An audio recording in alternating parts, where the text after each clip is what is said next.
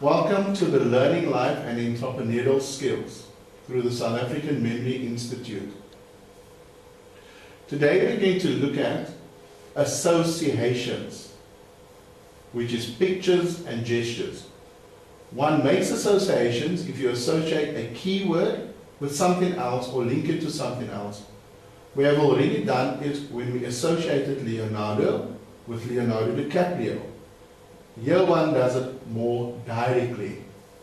For example, let's use KFC. If you visualize the word, you see fried chicken, or do you see red and white color logo? If you see the word Kentucky, you think of nothing else but chicken.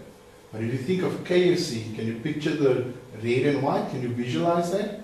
That's why it's important to always associate the words and to visualize them. Associations can take place in one of four ways. By drawing pictures, to associate the word with, for example, love, you draw hearts. By using gestures, for example, excited, you need to use your body and you show how excited you are. To associate the keywords with well-known places, for example, Spur, you see a hamburger or McDonald's. Write the word in syllables, create a new word or concept and draw it. For example, stability, you can say sta-bi-li-ti, stability.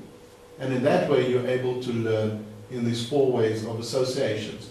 So you draw pictures, you use gestures, you associate words with well-known places, and you write the words in syllables, and you create new words or concepts through that.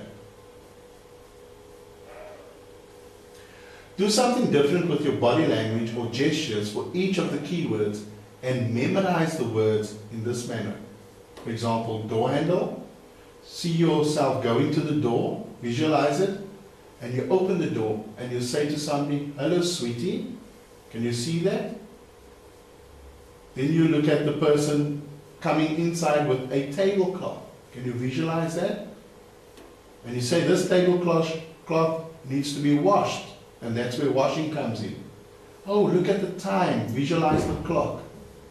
And then do a dance and say, "Oops," and you dance according to the ringtone on your cell phone. And you mistakenly take the hairbrush, your cell phone as a hairbrush. And in that way, you're able to remember the sequence of the event. Door handle, sweetie, tablecloth, washing, clock, dance, cell phone, hairbrush. Practice this by using your body language or gestures for each of the word that is listed. Close your eyes, visualize it, and then you're able to remember the sequence.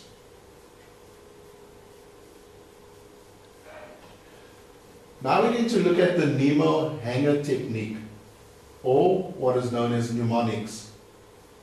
The Greek god of memory was known as mnemosyne, and this word refers to the art of improving your memory. And look at the picture here to help you to remember this method, like Nemo, finding Nemo. Maybe you need to think of finding your memory and ability to remember things.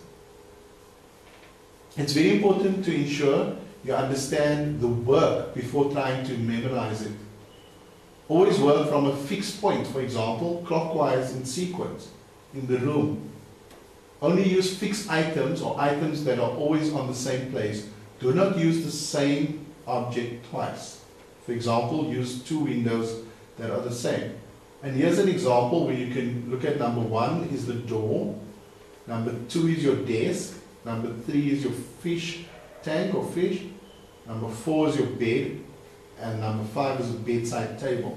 And so when you look at the things in the room, you can do an association with each and every object in your room, and you'll be able to memorize various things associated. You can use it in your classroom as well. You can use more than 5, 10, 15, 20 techniques. Depending on how you practice this technique, you're able to get better at it. Do the exercise in your room right now. Connect the item to various objects in your room or any other area in the house. Move clockwise, and try to memorize the items. For example, think of 9 objects that you see in your room, work in a sequence, associate with these objects with the piano, concert, ornaments, bear, snow, haircut, mouse, dog, and painting.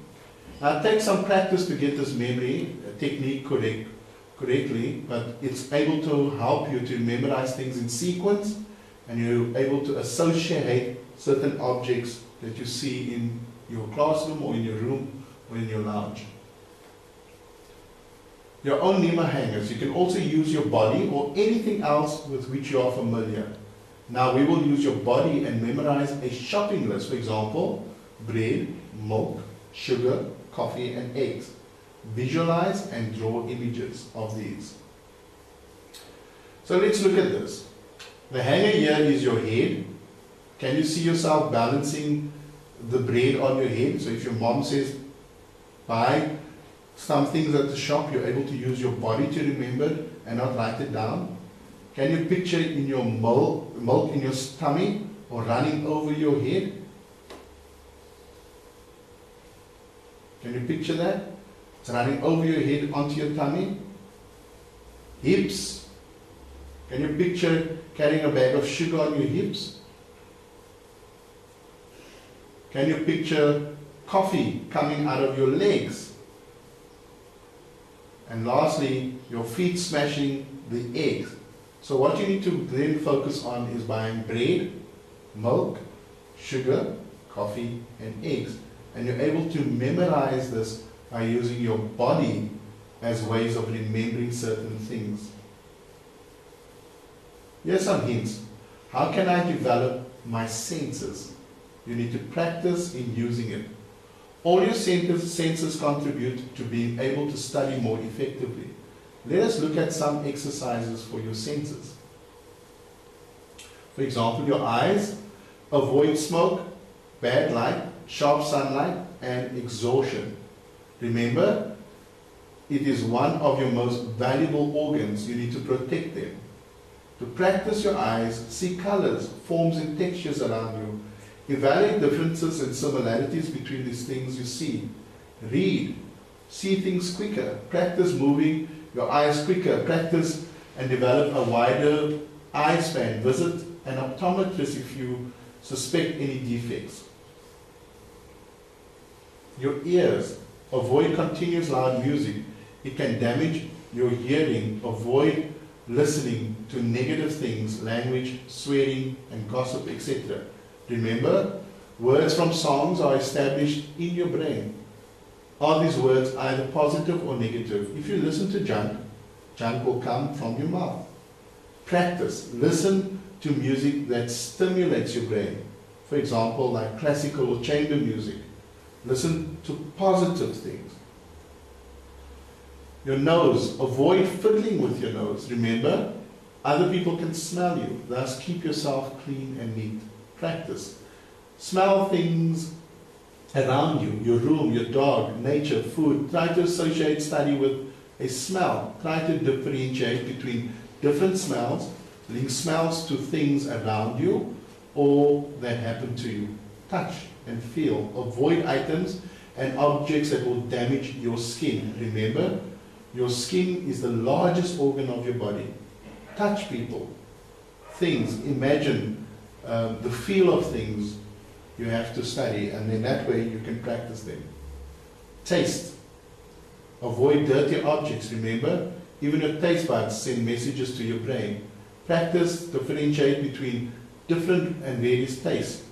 Sweet, sour, bitter, salty, delicious. Compare different tastes with each other. Try to taste something without eating it, and use your imagination.